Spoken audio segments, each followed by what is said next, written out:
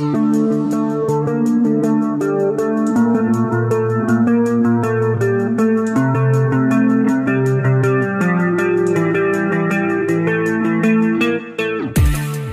751. Suara misterius. Dengan masuknya Qinlang dan yang lainnya, lingkungan gurun mulai berubah. Di depan Qinlang dan yang lainnya seakan-akan ada dinding. Perasaan ini seolah-olah seseorang berjalan ke depan dan tebing lurus tiba-tiba muncul di depannya. Meskipun di depan Qinlang dan yang lainnya bukan tebing, namun seperti retakan di tanah setelah gempa, seolah-olah separuh tanah di depan tiba-tiba naik, mencapai ketinggian lebih dari 10 meter. Karena medannya, Qinlang dan yang lainnya tidak melihat ini di kejauhan, tetapi sekarang, patahan tanah ini telah menjadi hambatan utama bagi mereka. Bang! Tunggu, tiba-tiba, Qinlang terkejut, dia sepertinya mendengar suara pertempuran. Tatapan Qinlang jatuh pada patahan tanah besar di depannya, dia melihatnya dengan takjub, alisnya menegang. Suara ini sepertinya berasal dari patahan tanah itu. Tanya Qinlang dengan tidak yakin. Suara dari patahan tanah. Ada kaget dan mengatakan dalam hatinya bahwa ini tidak mungkin, bagaimana bisa ada kebisingan di patahan tanah. Tuan, apa yang kamu dengar? Tanya Asi. Selain suara pasir yang jatuh, tidak ada suara lain, bagaimana Tuan bisa mendengarnya? Qinlang mengangguk dengan serius dan mengatakan, ya, aku benar-benar mendengar suaranya, ini suara dari retakan tanah. Bagaimana mungkin? Ada merasa tidak percaya, dia melihat sekeliling dan mengatakan, Tuan, sekarang sudah mulai menyerang, jika kita terlambat, tekanan pada tim pasukan khusus akan lebih besar, kamu lihat. Apa kita harus berkeliling sekaligus dari kedua sisi? Pasti ada suara. Qinlang mengatakan dengan tegas, jika kita ke sana, kemungkinan besar kita akan melewatkan sesuatu. Beri aku granat. Ada langsung memberinya granat. Ini adalah granat yang paling umum digunakan dalam operasi militer. Sebenarnya ketika granat semacam ini meledak, ada banyak bom, meskipun cakupan kerusakannya tidak besar, namun termasuk sangat menyeramkan. Qinlang mengambil granat dan berjalan 2 langkah dengan cepat ke patahan tanah. Menjangkau dan mengetuk patahan tanah itu. Bang! Ada suara teredam dari patahan tanah dan batu lapuk di atasnya jatuh. Hembusan angin bertiup, debu yang jatuh tiba-tiba terbang langsung ke wajah Qinlang.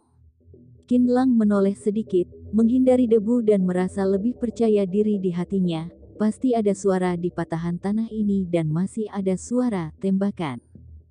Dia langsung memukulnya. Rasakan ini. Qinlang menjerit, memukul dengan keras pada patahan tanah itu. Bang! Suara keras tiba-tiba terdengar, debu batu di patahan tanah itu keluar dan batu sekuran kepalan tangan jatuh. Ada dan yang lainnya hanya merasa kaki mereka gemetaran dan tiba-tiba kaget, pukulan Tuan begitu kuat. Saat melihat tuannya, sepertinya pukulan ini masih sangat santai.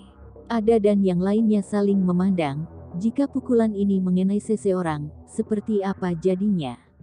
Di antara ada dan yang lainnya, beberapa orang melihat serangan Qinlang setengah tahun yang lalu. Pada saat itu, mereka tahu bahwa tuannya kuat, tetapi tidak menyangka bahwa mereka masih meremehkan kengerian Tuan. Setiap kali dia melihatnya seperti ini, rasa terkejut di hati semakin tinggi dari sebelumnya.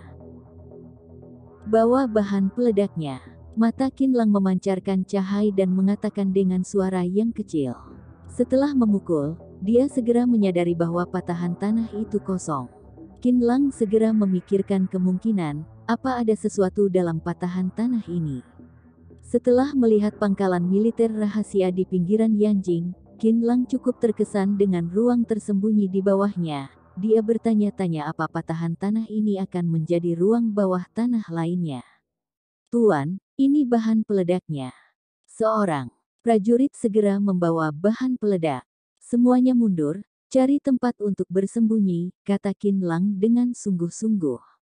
Ada menanyakan dengan sedikit heran, Tuan, apa kamu ingin meledakkan patahan tanah ini? Kenapa? Kekuatan peledak ini tidak cukup untuk meledakkan patahan tanah ini. Qin Lang mengerutkan kening dan menanyakan, kalau begitu tambahkan 2 lagi. Tidak, Ada tanpa sadar menyeka keringatnya dan mengatakan, peledak ini cukup untuk meledakkan celah di patahan tanah ini, tapi Tuan, jika kita meledakkan di sini, apa akan membuat musuh sadar gerakan kita? Ini tidak membawa manfaat baik untuk serangan kita. Qin Lang tersenyum dan mengatakan, jangan khawatir, kita akan meledakkan patahan tanah ini dan akan ada keuntungan tak terduga. Semuanya mundur, cari tempat untuk bersembunyi dan jangan terpengaruh oleh ledakan. Ya, Ada dan yang lainnya tidak bisa menasehati Qin Lang, jadi mereka hanya bisa bubar dengan cepat, bersembunyi di balik batu yang lapuk dan diam-diam menjulurkan kepala mereka untuk melihat.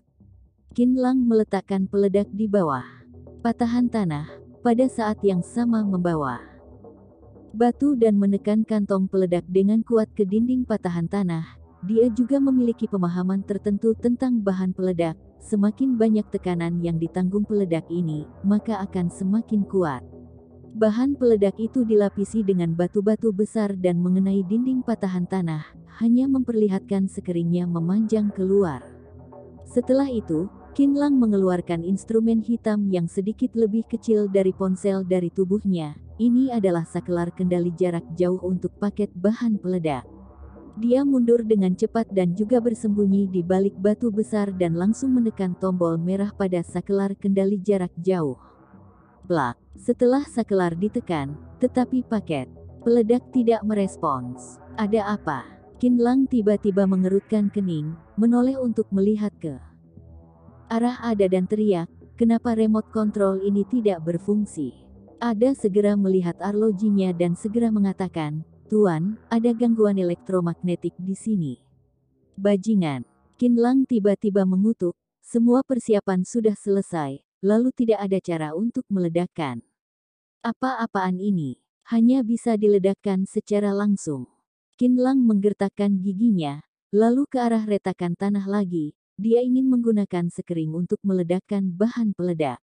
Qin Lang menarik napas dalam-dalam dan melihat ke belakang, mencari jalan keluar. Jangan berpikir sekering bahan peledak sangat panjang dan jangan berpikir bahwa sekering dinyalakan dengan api. Pada kenyataannya, itu adalah paket bahan peledak yang paling awal. Di depan mata Qin Lang, peledak kecil di bawah batu itu sebenarnya tidak memiliki sumbu. Benang yang ditinggalkan di luar hanya digunakan untuk menariknya keluar tiba-tiba. Jika menyalakan sekering asli di dalam maka bahan peledak akan meledak. Ini adalah metode peledakan yang paling langsung dan berbahaya, karena bahan peledak saat ini tidak sebanding dengan bahan peledak sebelumnya. Setelah menentukan rute pelarian, Qin Lang berpikir diam-diam dan mulai melarikan diri sambil meledakkan bahan peledak, serta memikirkan peluang keberhasilannya. Setelah menggertakkan giginya, Qin Lang meraih sekering peledak, menarik napas dalam-dalam dan menariknya tiba-tiba. Tiba-tiba, sosok Qin Lang melonjak dan melesat ke belakang. Setelah setengah detik, dia berguling di tempat dan bersembunyi di balik batu yang tidak terlalu besar. Bang! Ledakan dahsyat melonjak ke langit. Getaran ledakan yang mengerikan membuat bumi bergetar dan gelombang kejut yang mengejutkan menyapu dalam sekejap. Debu beterbangan di langit dan serpihan batu beterbangan.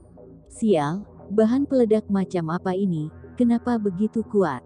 Qin Lang adalah yang pertama menanggung efek ledakan ini. Wajahnya berubah drastis oleh gelombang kejut yang dahsyat dan debu di langit langsung menguburnya. Ada dan yang lainnya bahkan lebih ketakutan. Kekuatan ledakan yang hebat membuat mereka goyah. Bahkan jika mereka ingin menyelamatkan Qin Lang, itu tidak mungkin. Bab 752. Patahan tanah misterius. Tuan, Ada dan yang lainnya teriak ketakutan. Tapi segera, suara mereka tertutup oleh ledakan dahsyat itu. Bang, bang, bang. Tiba-tiba, ada ledakan dahsyat ke arah patahan tanah. Ledakan yang mengerikan itu seperti monster yang mengaum dan seperti gempa bumi besar.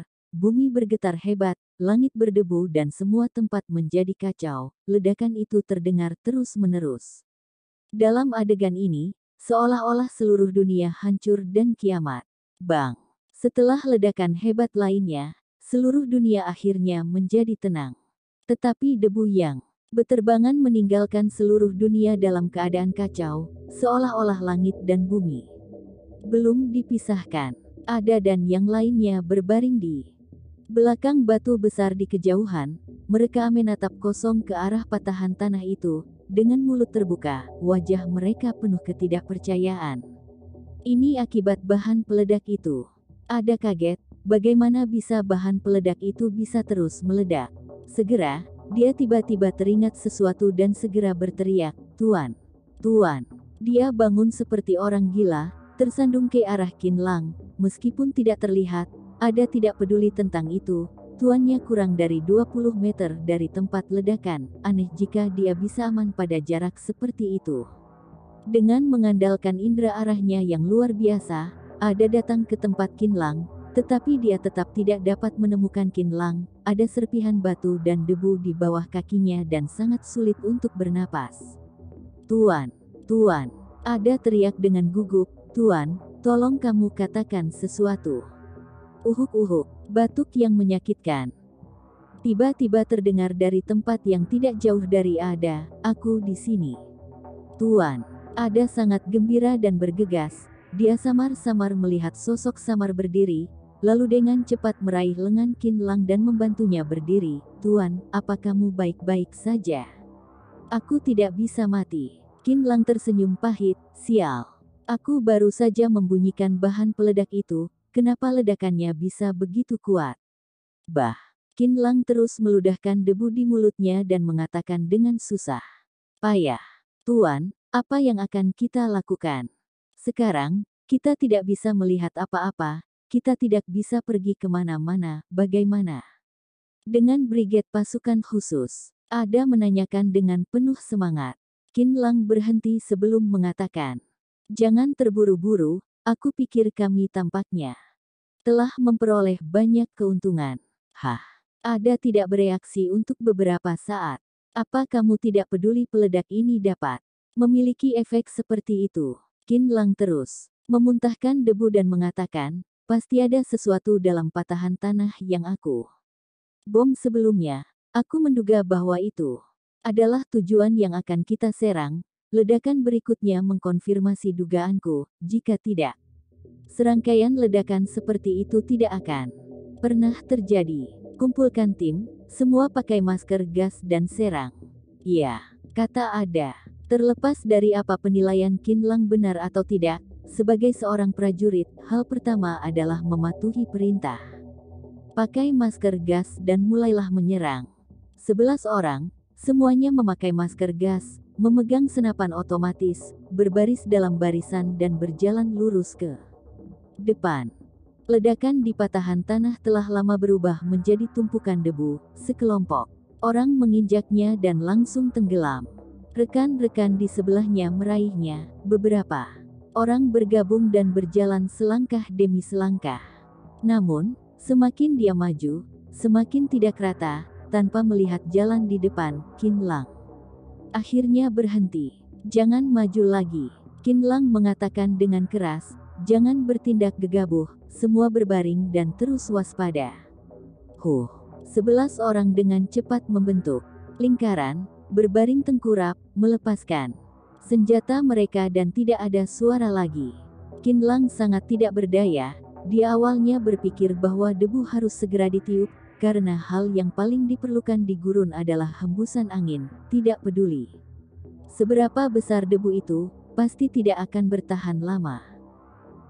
Namun, dia tidak menyangka bahwa debunya tidak memudar, sebaliknya ada kecenderungan untuk menjadi lebih besar dan selain debu, Qin Lang bisa mencium bau lain. Bau bahan peledak adalah salah satunya yang tercium, tapi selain itu, ada beberapa bau yang sangat aneh, seperti bahan kimia. Selain itu, dilihat dari situasi jalan yang dilalui beberapa orang, jelas bukan medan yang seharusnya. Qin Lang mengingat tebakan sebelumnya dan dia segera memilih untuk berhenti. Dilihat dari situasi saat ini, jelas bahwa memang ada ruang di patahan tanah dan patahan tanah itu sekarang telah diledakkan.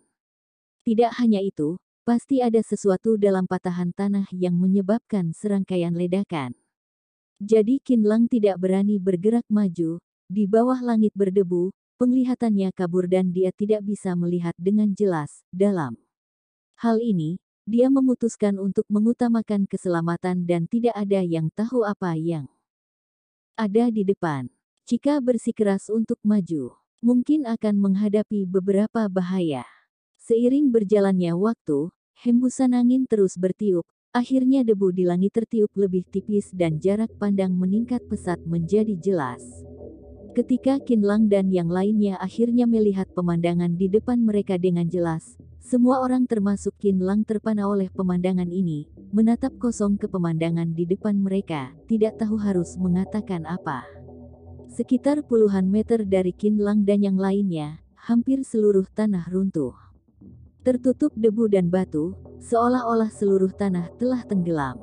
Namun, dari garis cekungnya, dapat terlihat dengan jelas bahwa sebenarnya ada ruangan di bawah, bahkan ada tangga miring di dalamnya, lalu ada beberapa perangkat yang bagian atasnya tidak tertutup debu. Ini hanyalah dunia bawah tanah. Di dunia bawah tanah ini, tampaknya ada 3 pintu keluar, yang tersebar di 3 arah, selatan, barat dan utara, tetapi tidak ada jalan keluar ke timur. Tapi di sana, itu adalah tempat Qin Lang meletakkan tas peledak, itu adalah patahan tanah. Sialan, Qin Lang teriak dan sangat marah, ruang bawah tanah ini tidak lebih dari pangkalan militer Yanjing. Ada juga mengangguk dan mengatakan, kapan tempat seperti itu ada? Qin Lang diam-diam bangga bahwa jika bukan karena kekuatan telinganya, dia tidak akan mendengar gerakan di dalam patahan tanah dan bahkan lebih beruntung bahwa dia membuat keputusan yang menentukan untuk meledakkan patahan tanah. Kali ini, semuanya telah tertutup di bawah. Tidak, Qin Lang tiba-tiba memikirkan sesuatu, Liu Yongqiang dan yang lainnya, sepertinya mereka sudah menyerang. Lalu mereka juga terkubur. Kali ini, merepotkan, bagaimana bisa menyebabkan ledakan beruntun. Ada gerakan. Seorang prajurit tiba-tiba teriak. Mata Qin Lang langsung menjadi tegas. Ketika dia melihat sekeliling, dia melihat lapisan debu tebal bergerak tinggi dan rendah di salah satu kamar yang runtuh, seolah-olah ada sesuatu yang akan keluar. Peringatan. Qin Lang segera teriak. Krak-krak. Peluru itu dimuat, menghadap para prajurit di dunia bawah tanah. Semua mengarahkan senjata mereka. Debu terus jatuh dan seseorang keluar, menggelengkan kepalanya terus-menerus. Tuan, semuanya adalah orang-orang dari kami. Bisik ada, Qin Lang mengangguk dan mengatakan, ya, panggil dia. Ya, begitu ada melambaikan tangannya, seorang prajurit segera melangkah maju, meletakkan tangannya di mulutnya dan teriak. Set-set, orang yang baru saja muncul dari gundukan segera menjadi waspada, ketika dia menoleh, dia menemukan Qin Lang dan yang lainnya. Kemarilah, bisik Qin Lang. Orang itu tampak tercengang dan reaksinya agak lambat. Kemarilah, Qin Lang teriak lagi, cepat. Wajahnya juga menunjukkan tatapan waspada, karena di dunia bawah tanah yang terkubur, ada lebih dari puluhan tempat yang terdapat gerakan. Tidak ada yang bisa menjamin apa yang muncul di sini adalah musuh atau bukan. Pada saat ini, orang itu bereaksi, dia berlari sepanjang jalan, tersandung dan jatuh beberapa kali di sepanjang jalan sebelum dia datang ke Qin Lang, ketua. Bab 753. Meledak, tiarap, Qin Lang teriak, apa-apaan ini? Ada dan yang lainnya semua memperhatikan tanah yang sudah menggembung dengan waspada, siap menembak kapan saja. Ketua, Kapten memimpin kami dalam pertempuran sengit dengan musuh, lalu terjadi ledakan dan kami semua terkubur di bawahnya. Kata prajurit itu, kalian semua di bawah. Qin Lang tercengang. Ya, Ketua. Prajurit itu segera menjawab, sialan. Qin Lang marah dan segera menjentikkan senjatanya, membidik tanah yang membengkak tinggi. Pada saat yang sama, dia dengan cepat merangsang bioelektrik di tubuhnya tetapi dia tidak bisa melihat dengan jelas pemandangan di bawah. Semuanya waspada. Qin Lang teriak. Kemudian naik beberapa meter ke depan.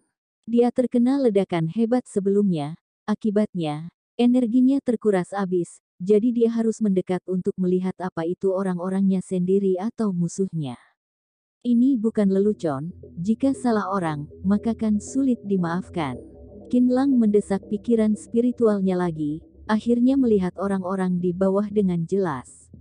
Namun, sulit untuk melihat wajah mereka dengan jelas, mereka juga tidak bisa mengatakan siapa mereka. Qin Lang sudah membidik salah satu dari mereka, jarinya diletakkan di pelatuk dan tiba menekannya. Bang!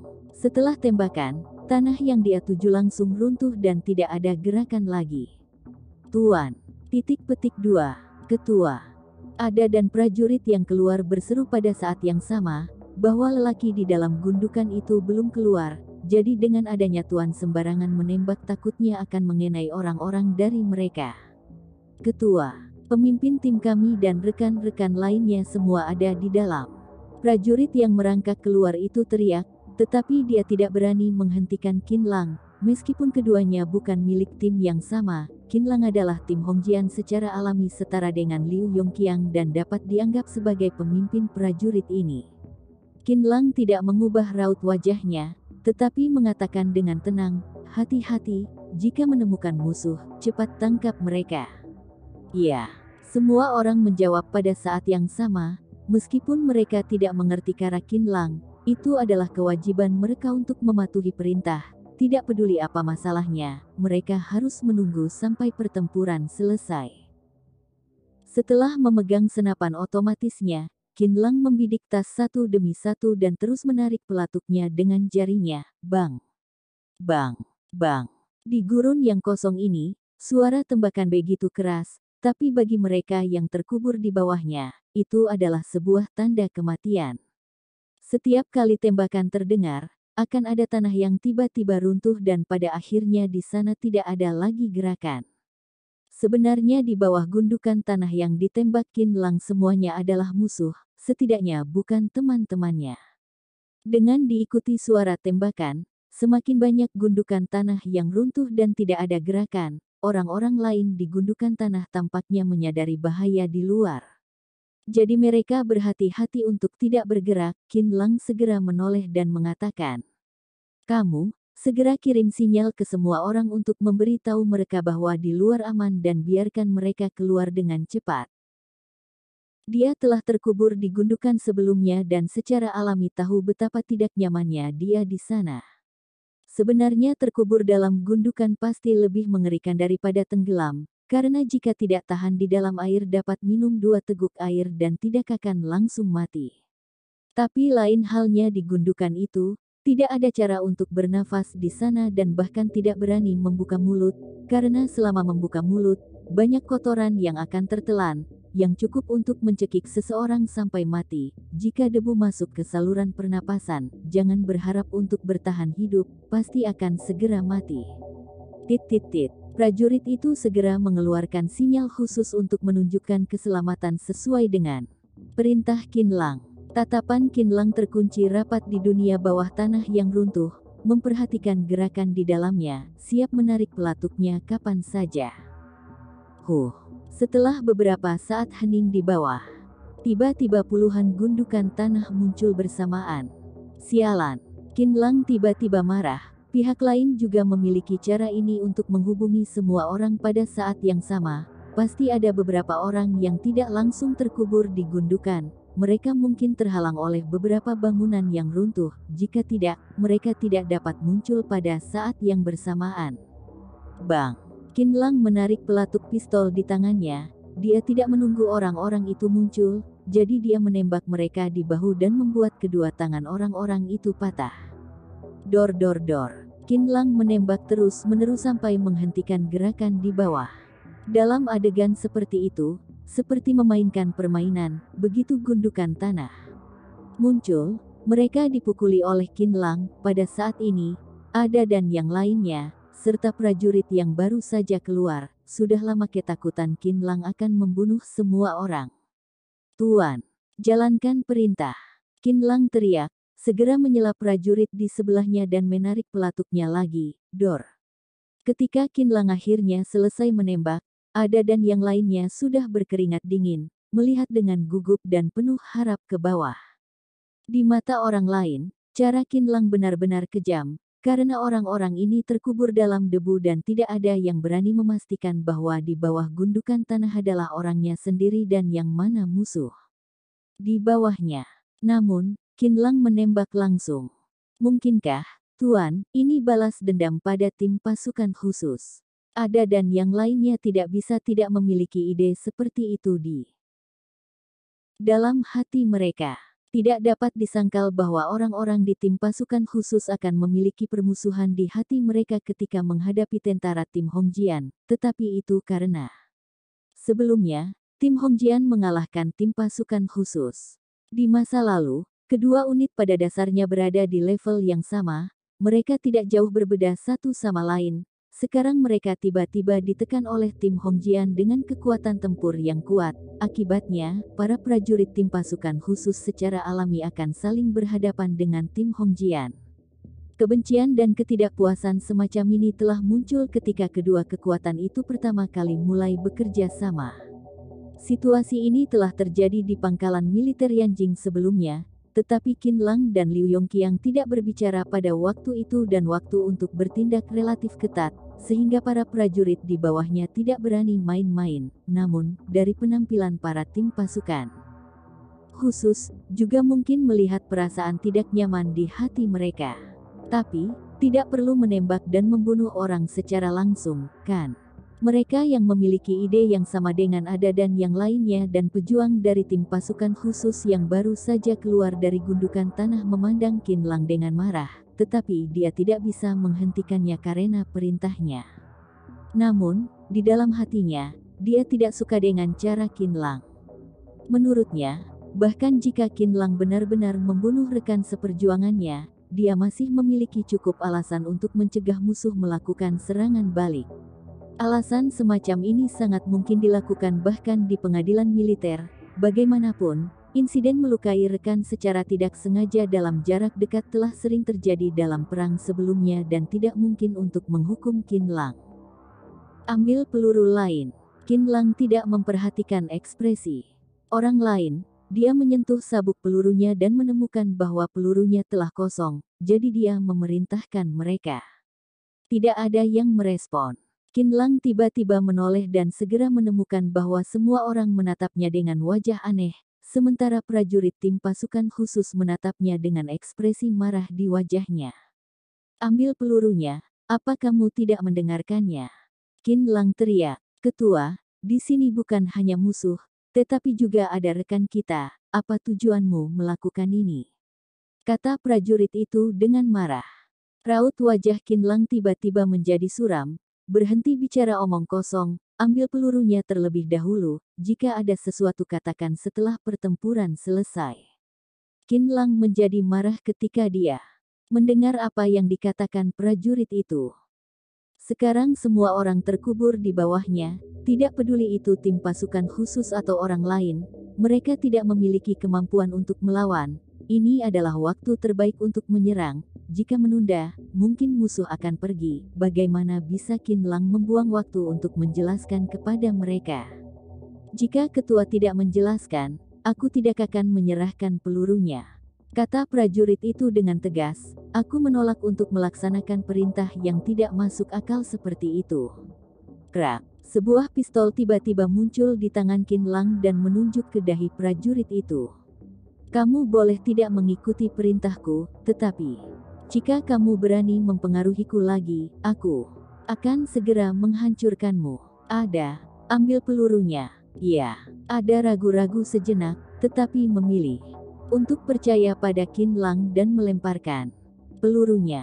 Qin Lang mencibir, memasukkan peluru, berbaring di tanah untuk membidik dengan ekspresi dingin di wajahnya. Anggota tim pasukan khusus yang berbaring di sebelah Qin Lang ragu-ragu. Segera, dia menggertakkan giginya dan tiba-tiba meraih senapan otomatis Qin Lang. Tuan, aku tidak bisa membiarkanmu membunuh rekanku.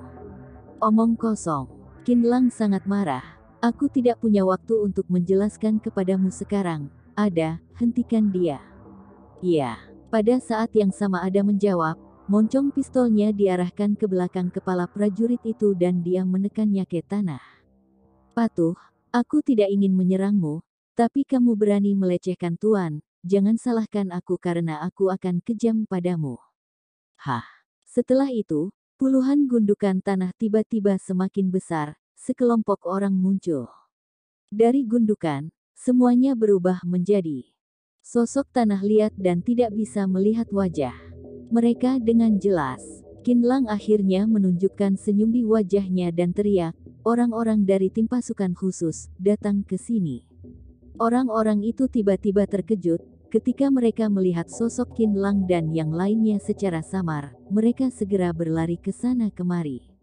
"Semuanya, keluarkan senjata cadangan kalian dan berikan kepada rekan seperjuangan kita. Pada saat yang sama, laporkan ke belakang kami bahwa pertempuran akan segera berakhir. Silahkan kirim seseorang untuk menerimanya." Titik petik 2. Tentara penjelajah sudah siap. Qin Lang terus memberi perintah, pada saat yang sama mengawasi dunia bawah tanah yang terkubur dengan waspada untuk mencegah musuh bangkit tiba-tiba dan meluncurkan serangan di sisinya. Bocah tengil. Seorang pria kekar bergegas ke sisi Qin Lang, mengertakkan giginya dan mengatakan, "Bukankah aku membiarkanmu membantu di luar? Kenapa kamu sampai di sini? Kenapa tiba-tiba ledakan besar terjadi?" Meskipun pria besar ini penuh dengan kotoran, Qin Lang dapat dengan mudah mengenalinya, siapa lagi jika bukan Liu Yongqiang. Qin Lang tertawa dan mengatakan, "Kami hanya membantu serangan, tetapi ada patahan tanah yang menghalangi jalan kami. Jadi aku meledakkannya dengan bahan peledak, siapa sangka menyebabkan serangkaian ledakan." ******. Bab 754. Memasuki lembah Zhangxin. Liu Yongqiang menggigit lidahnya, "Apa yang kamu bom adalah gudang senjata lawan." Qin Lang membuka mulutnya dan tersenyum pahit, "Apa teknikku sangat akurat." Liu Yongqiang mengatakan tanpa daya, "Aku benar-benar tidak tahu apa kamu harus mengatakan bahwa kamu berani atau kamu bodoh. Kamu bisa menggunakan bahan peledak dalam jarak dekat di gurun.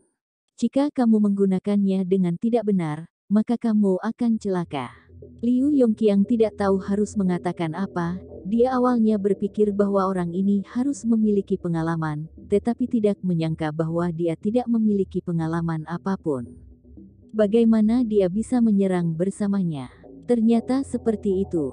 Qin Lang tiba-tiba menyadari bahwa dia tidak memikirkan hal ini. Tampaknya pelatihan sistem pelatihan agen super ini tidak begitu komplit.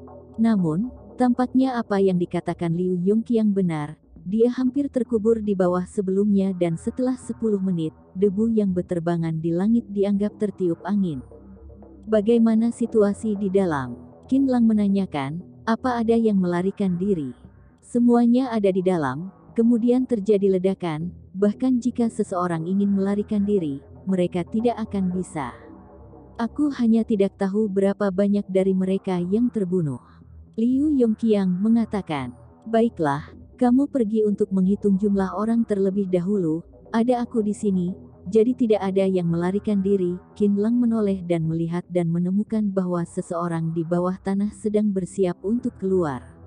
Kali ini, dia tidak langsung menembak, tetapi menunggu pria itu keluar sebelum menembak secara tiba-tiba.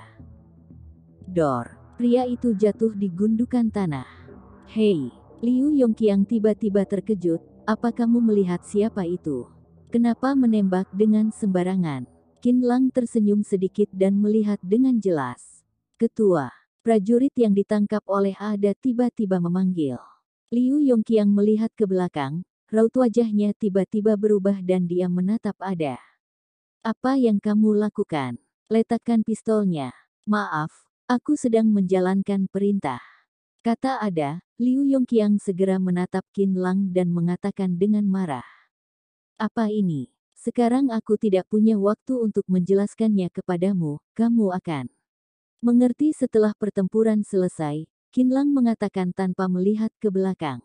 "Kamu." Liu Yongqiang marah, tetapi begitu dia bicara, dia disela oleh sebuah tembakan.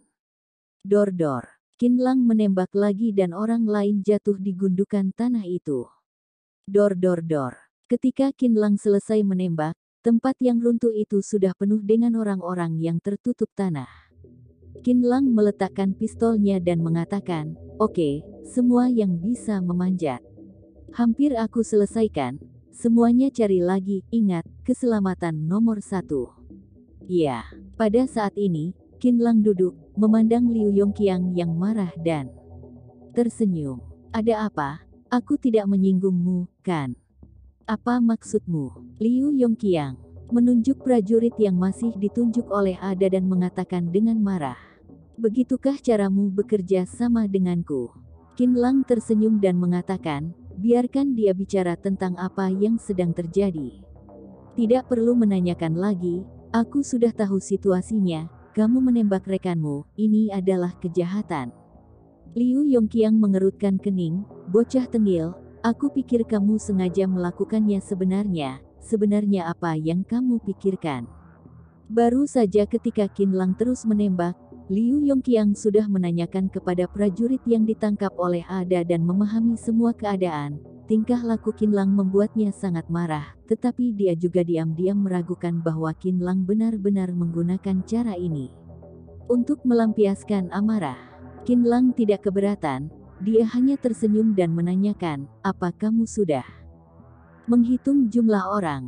Apa ada prajuritmu yang terluka oleh aku?" Ini. Liu Yongqiang terkejut dan segera dia teriak, "Hitung. Kapten, kami sudah menghitung, semuanya ada di sini," kata seorang prajurit.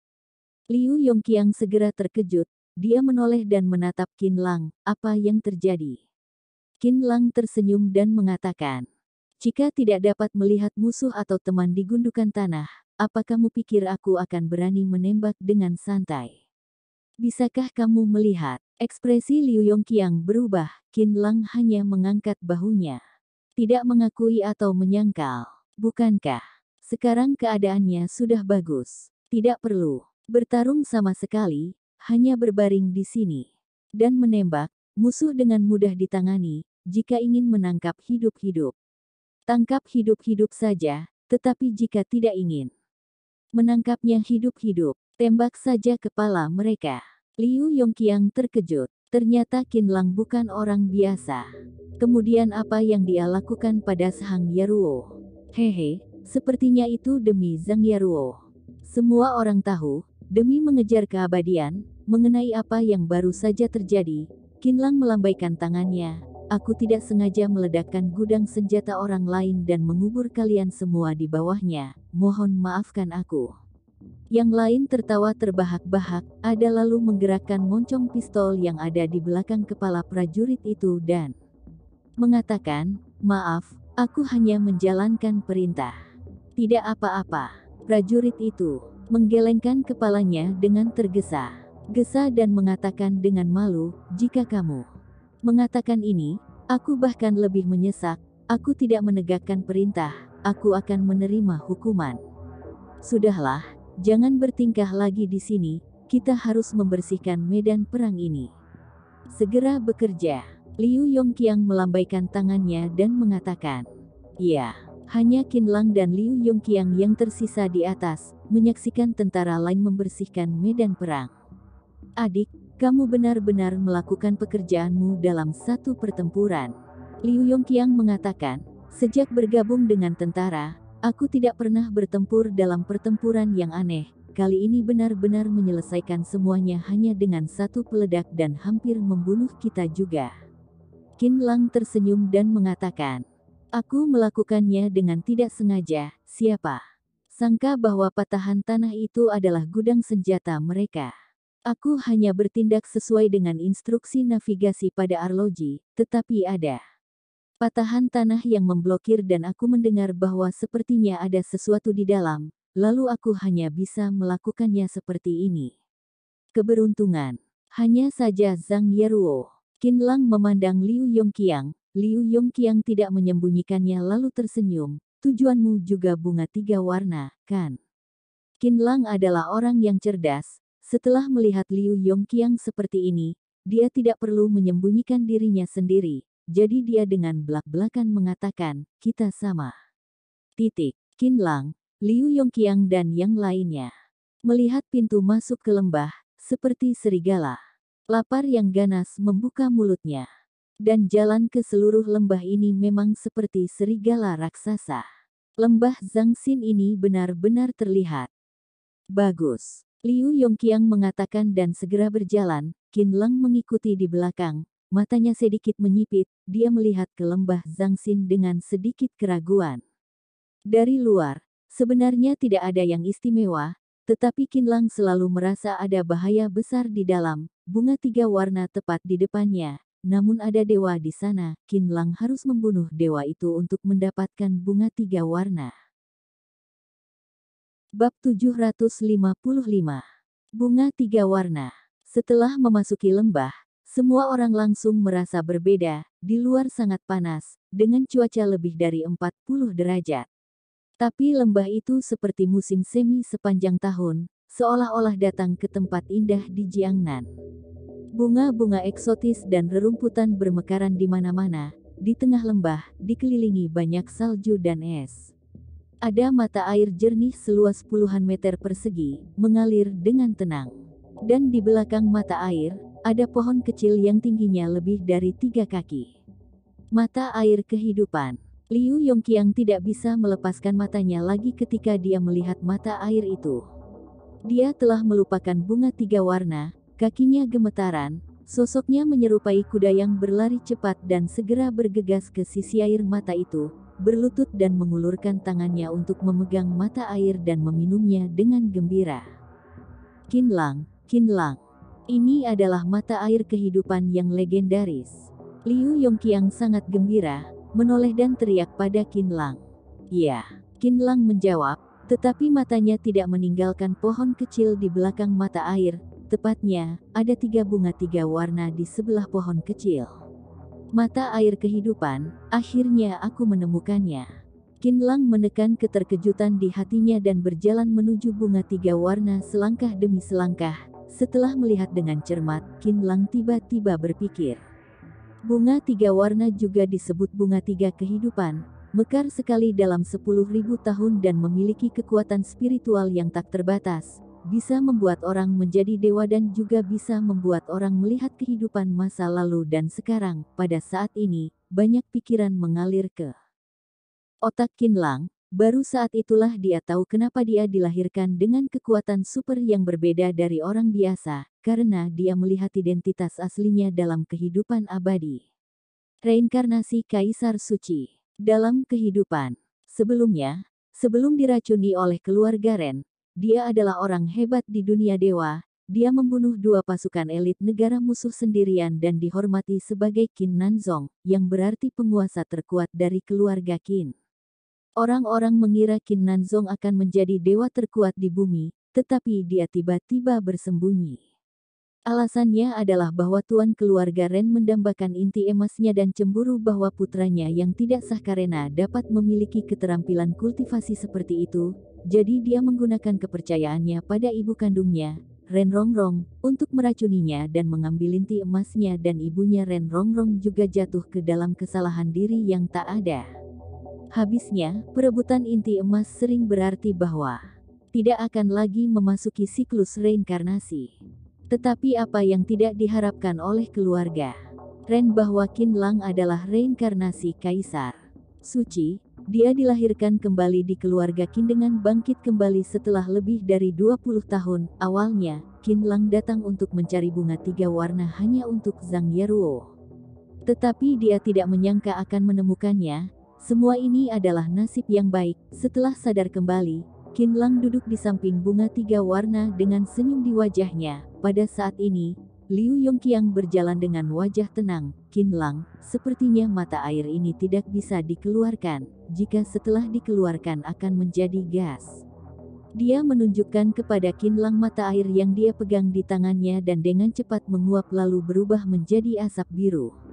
Cairan roh seperti ini adalah kumpulan energi spiritual. Begitu meninggalkan pembuluh darah roh dan memasuki dunia normal, maka kan seperti garam yang dituangkan ke dalam air, akan dengan cepat menghilang.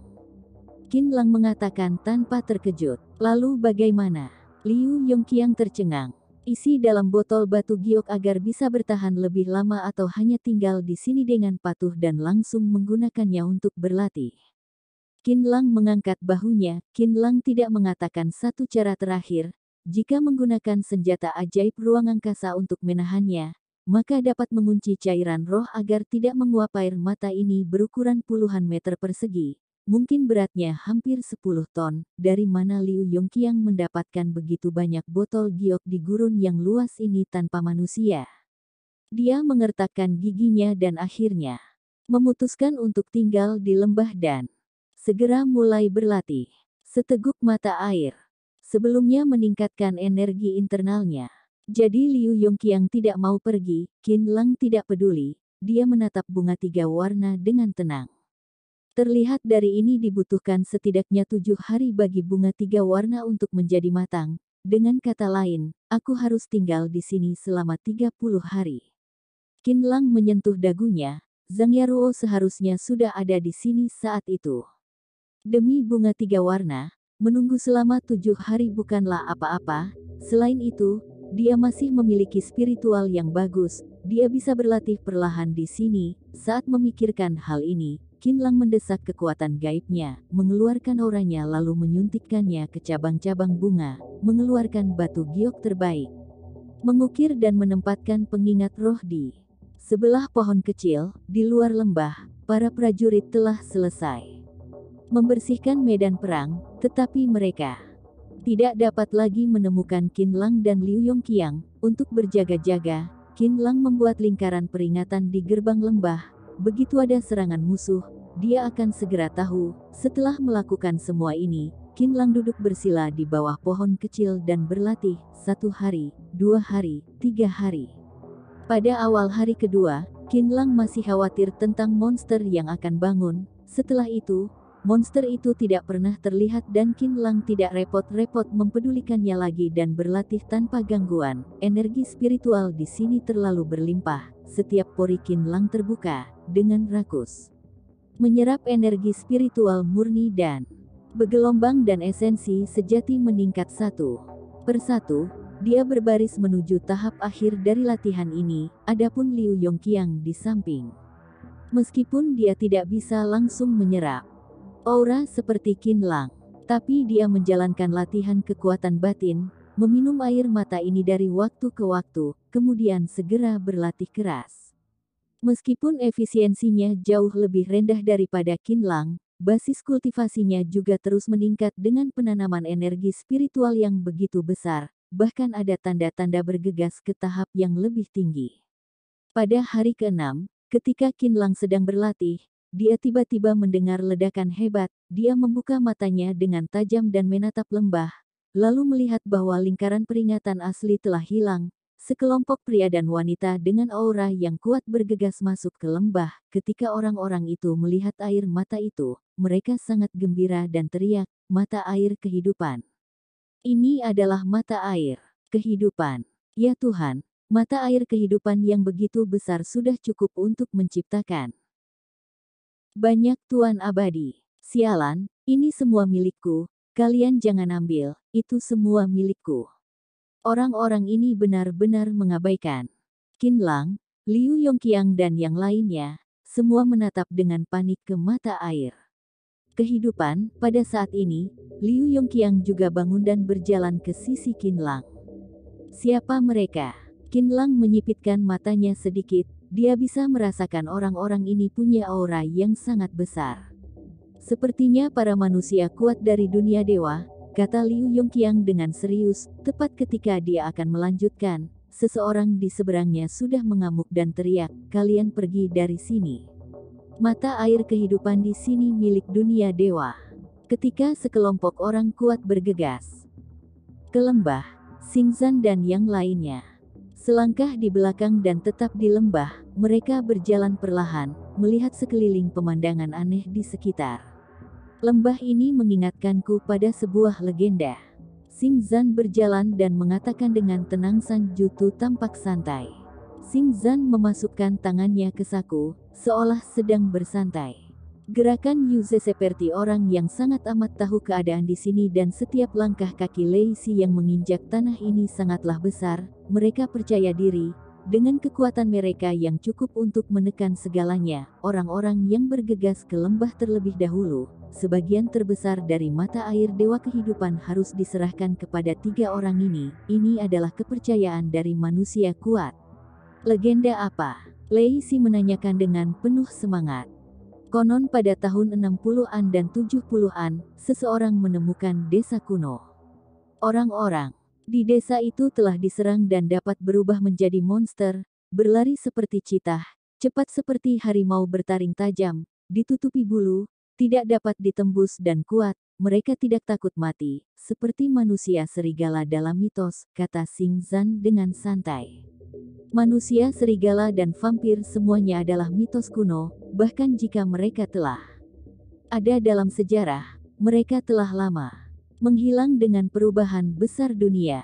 Yuze berhenti sejenak dengan tongkatnya dan cahaya kebijaksanaan muncul di matanya. Penyihir hebat ini memiliki kepintaran yang hebat di dunia. Dia telah membaca banyak cerita klasik dan mitos kuno dan hampir seluruh sejarah peradaban kuno ada di telapak tangannya. Apa yang terjadi setelah penemuan itu? Lei Si menanyakan dengan penuh semangat.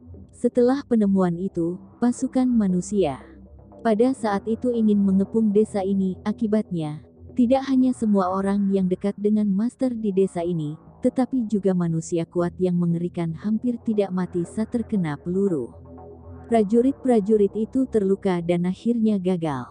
Xing Zan menceritakan dengan tenang. Raut wajah Yuze dan Lei Si langsung berubah. Sebuah prajurit dengan kekuatan manusia memiliki lebih dari 10.000 orang dan ratusan tang. Bahkan jika mereka bertiga bertemu dengannya, mereka pun harus menghindari. Akibatnya, bahkan satu desa tidak dapat diserang, menunjukkan betapa menakutkannya desa itu. Manusia kuat itu mungkin sudah menjadi level dewa sejati. Kalau tidak mungkin bisa memaksa pasukan manusia. Yuze berpikir dengan serius. Lalu bagaimana hasilnya? Lei Si tidak peduli akan hal ini, dia hanya ingin tahu hasilnya. Hasilnya, ada jejak ejekan di wajah Xing Zan. Pasukan yang marah menjatuhkan bom nuklir seberat 100.000 ton menyapu suku dan manusia kuat yang menakutkan langsung dari bumi. Begitu Xing Zan mengatakan ini, mereka bertiga terdiam. Raut wajah Yuze dan Lei Si menjadi serius dan bahkan wajah Xing Zan secara bertahap menjadi suram. Nuklir sungguh topik yang berat.